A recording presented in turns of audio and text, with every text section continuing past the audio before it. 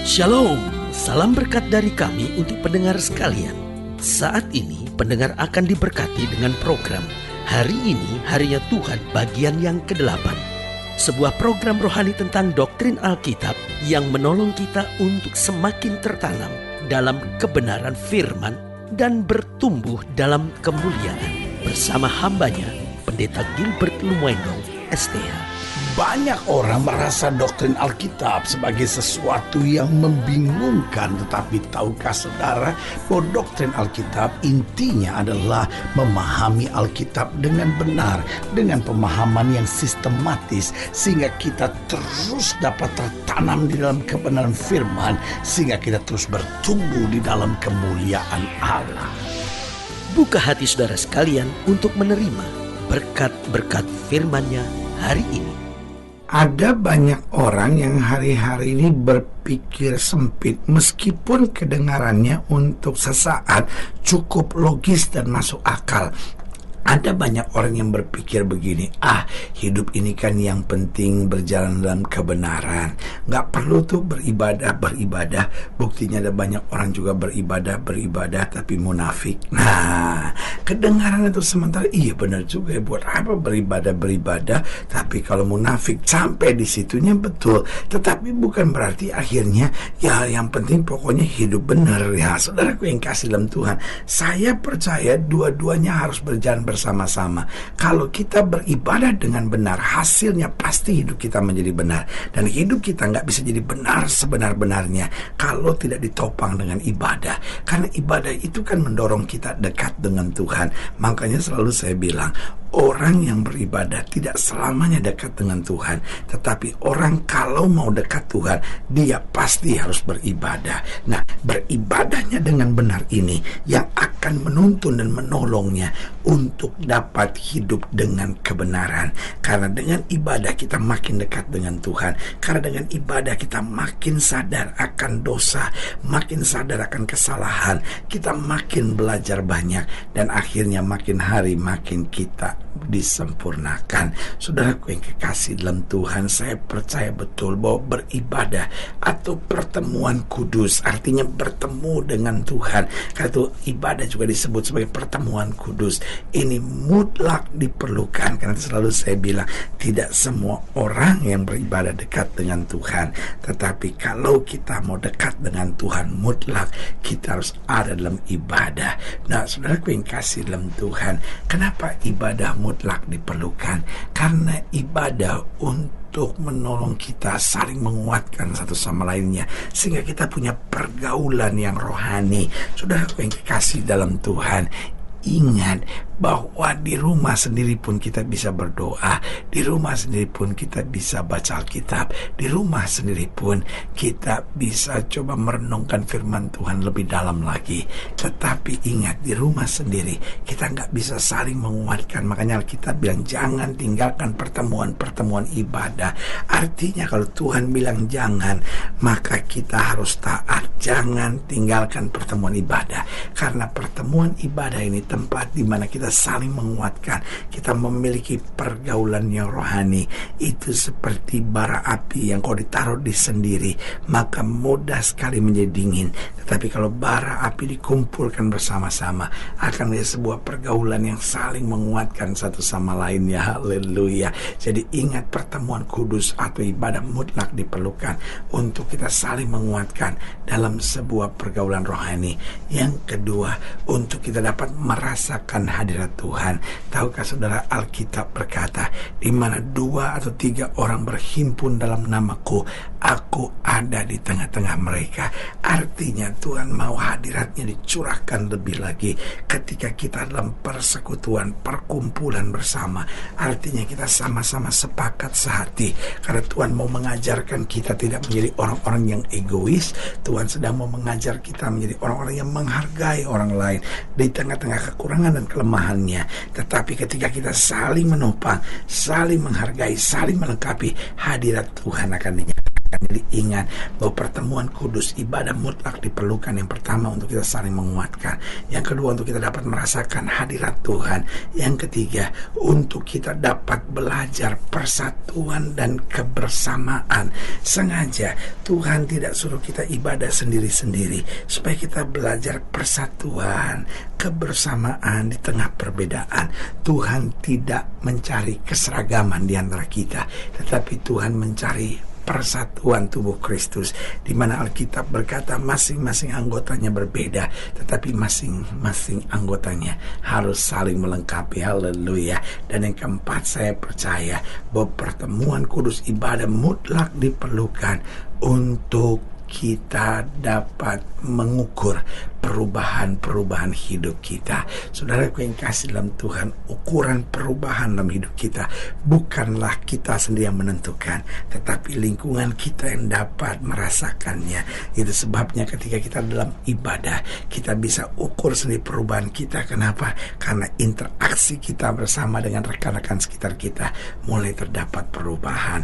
Karena itu saudaraku yang kasih dalam Tuhan, kita cinta Yesus itu luar biasa. Kita mengasihi Tuhan itu dahsyat.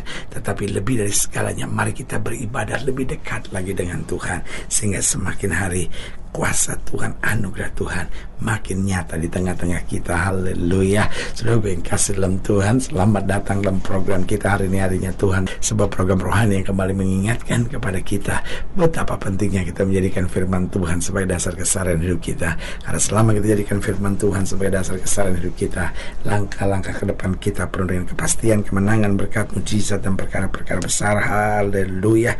Dan dalam program ini kita sedang membahas tentang harus ada pertemuan kudus. Oh, ini penting sekali. Ibadah yang bukan hanya menyelenggarakan kegiatan rohani, tetapi ibadah di mana kita menghampiri tahta Allah, menerima anugerah, menjumpai Tuhan secara pribadi, sehingga ibadah disebut juga sebagai pertemuan kudus. Haleluya. Nah, saudara yang kasih dalam Tuhan, hari ini dalam pembahasan tentang harus ada pertemuan kudus, kita mau sama-sama belajar dari Imamat pasal yang ke-23, Imamat 23 ayat yang ke-33 sampai ayatnya yang ke-38. Imamat 23 ayat 33 sampai ayatnya yang ke-38. Demikian firman Tuhan. Tuhan berfirman kepada Musa, katakanlah kepada orang Israel begini, pada hari yang ke-15 bulan yang ke-7 itu ada hari raya pondok daun bagi Tuhan, 7 hari lamanya. Pada hari yang pertama haruslah ada pertemuan kudus. Perhatikan, pada hari yang pertama haruslah ada pertemuan kudus. Bukan sekedar ada ibadah, tapi ada pertemuan kudus. Janganlah kamu melakukan suatu pekerjaan berat. 7 hari lamanya kamu harus mempersembahkan korban api-apian kepada Tuhan. Dan pada hari yang ke-8 kamu harus mengadakan pertemuan kudus dan mempersembahkan korban api-apian kepada Tuhan. Itulah hari raya perkumpulan. Janganlah kamu melakukan sesuatu pekerjaan berat. Itulah hari-hari raya yang ditetapkan Tuhan, yang kamu harus maklumkan sebagai hari pertemuan kudus untuk mempersembahkan korban api-apian pada Tuhan, yaitu korban bakaran dan korban sajian, korban sembelihan dan korban-korban curahan. Setiap hari sebanyak yang ditetapkan untuk hari itu, belum termasuk hari-hari sabat Tuhan, dan belum termasuk persembahan-persembahanmu atau segala korban nasarmu atau segala korban sukarelamu yang kamu hendak persembahkan kepada Tuhan. Nah, saudaraku yang kekasih dalam Tuhan, dari ayat-ayat bacaan ini jelas bahwa Tuhan mau kita bukan sekedar menjalankan kegiatan rohani, tapi Tuhan mau bertemu secara pribadi dengan kita. Itu sebabnya ibadah bukan hanya kegiatan rohani disebut Tuhan, tetapi sebagai pertemuan kudus, yaitu dalam kebenaran, dalam kekudusan. Alkitab sambil bilang jangan kamu melakukan tugas berat. Artinya fokuskan dirimu untuk sungguh-sungguh mengalami perjumpaan dengan Tuhan. Nah, pertanyaannya, bagaimana ibadah bisa berdampak maksimal dalam hidup kita? Yang pertama, yaitu jika kita masuk ibadah dengan siap belajar. Ada banyak orang yang masuk ibadahnya dengan siap minta sesuatu. Wah, saya mau ke gereja ini karena saya lagi banyak masalah, saya butuh mujizat. Waduh, saudaraku yang kasih dalam Tuhan, mujizat dalam Kristus memang pasti. Tetapi ingat, Yesus bukan hanya disebut sebagai tabib yang heran, Yesus bukan hanya disebut sebagai pembuat mujizat, tetapi yang paling utama Yesus disebut sebagai guru. Artinya fungsi mengajar dulu. Ketika Tuhan merubah hidup kita, ketika firman merubah kebiasaan buruk kita, disitulah mujizat terjadi. Karena itu Alkitab seringkali berkata begini, disampaikan firman, disembuhkan yang sakit. Artinya fungsi belajar dulu turun, maka karena kita mau belajar, berkat Tuhan dicurahkan. Jadi yang pertama, ibadah. Agar dapat berdampak maksimal, kita harus masuk ibadah dengan hati yang siap belajar. Yang kedua, kita akan melihat ibadah dengan dampak yang maksimal jika kita masuk ibadah dengan kesiapan untuk berubah. Waduh, karena kita siap belajar, maka kita juga siap untuk berubah. Ada banyak orang beribadah tapi nggak berubah. Beribadah tapi berzina jalan terus. Beribadah maki orang jalan terus. Beribadah tapi lakukan hubungan seks sebelum nikah jalan terus. Nah, ini kacau, saudara-saudara. Karena ibadah yang pertama, kita harus masuki dengan siap belajar. Yang kedua, dengan siap berubah. Yang ketiga, kita harus masuk ibadah dengan kerinduan untuk bertemu Tuhan, bukan sekedar untuk terima mujizat, bukan sekedar untuk diberkati, tetapi untuk ketemu Tuhan. Karena pertemuan dengan Tuhan itu yang mendatangkan mujizat. Pertemuan dengan Tuhan itu yang mencurahkan berkat-berkat yang luar biasa. Karena itu pemazmur berkata, hanya dekat Allah saja aku tenang. Haleluya. Makanya Daud berkata, aku bersuka cita kalau orang katakan kepadaku, mari kita pergi ke rumah Tuhan. Dan yang keempat, bagaimana ibadah bisa berdampak maksimal, yaitu jika kita masuk ibadah di dalam ketaatan. Bukan sekedar mau menyanyi lagu yang enak, bukan sekedar mau menjalankan ritual keagamaan yang biasa kita lakukan, tetapi mau taat. Ada banyak orang dalam ibadah bisa ribut hanya karena gereja yang satu tepuk tangan dan gereja yang satu tidak tepuk tangan, hanya karena lagunya nggak biasa dinyanyikan di gereja kita. Dan karena lagunya nggak biasa dinyanyikan di gereja kita, kita tidak mau menganggap itu sebagai lagu rohani. Saudaraku yang kasih dalam Tuhan, akhirnya kita hanya masuk ibadah sebagai hobi, kebiasaan belaka, bukan lagi sebagai ketaatan bahwa apa saja memuliakan Kristus, apa saja meninggikan Kristus, itu yang kita mau jalankan. Saudaraku yang kekasih dalam Tuhan, jika saudara dilayani lebih jauh, hubungi kami melalui telepon, hubungi kami melalui surat, kunjungi website kami, karena kami ada untuk membawa Bapak Ibu saudara senantiasa lebih dekat pada Tuhan dan mengalami kasih kuasa mujizat yang luar biasa. Haleluya. Secara khusus melalui program ini juga saya mau berdoa buat siap yang sakit, siap yang berbeban berat, karena saya percaya bahwa bagi Allah tidak ada perkara yang mustahil. Nah, saudara yang didoakan secara khusus boleh taruh tangan kanan saudara di dada dan kita akan berdoa. Mari kita berdoa. Bapa, dalam nama Yesus, hamba doa buat yang sakit, hamba doa buat yang berbeban berat, hamba doa untuk setiap mereka sedang menghadapi masa-masa yang sukar, karena hamba percaya bahwa bagi Allah tidak ada perkara yang mustahil. Bapa, hamba berdoa di dalam nama Yesus, Tuhan jamah yang sakit Tuhan sembuhkan, yang lemah Tuhan kuatkan, yang susah Tuhan hiburkan.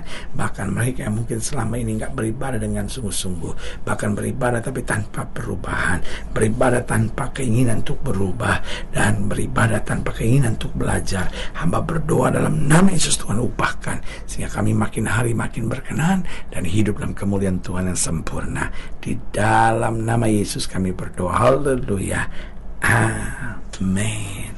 Saudara yang kasih dalam Tuhan, kita sudah berdoa. Ingat, Allah tidak pernah lalai menepati janjinya. Inilah saatnya buat kita untuk bangkit bersemangat, bersuka cita dalam menghadapi segala perkara. Karena kita tahu Yesus hidup, Yesus berkuasa, dan selalu menyediakan yang terbaik buat anak-anaknya. Doa saya menyertai saudara. Sampai berjumpa pada program berikut, dan jangan lupa jadikan hari ini harinya Tuhan. Haleluya.